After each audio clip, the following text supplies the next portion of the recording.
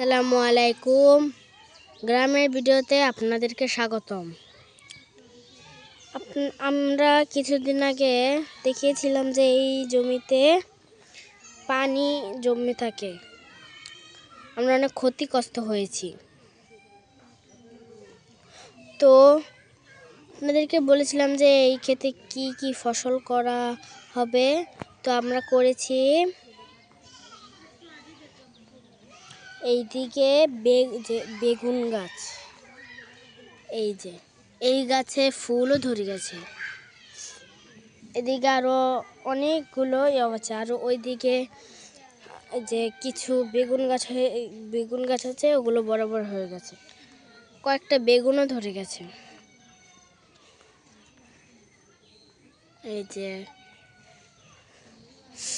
এই যে একটা। তো এই জমিতে বেগুন লাগানো হয়েছে, মূলা বোনা হয়েছে, ওইদিকে ঢেঁড়স, টেঙ্গা, এই যে এদিক দিয়ে যে ঢেঁড়স।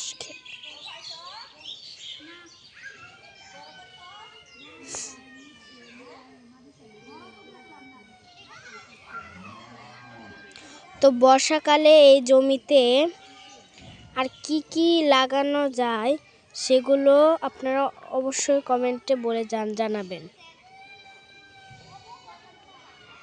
দেখা হচ্ছে পরবর্তী ভিডিওতে। সবাই ভালো থাকবেন।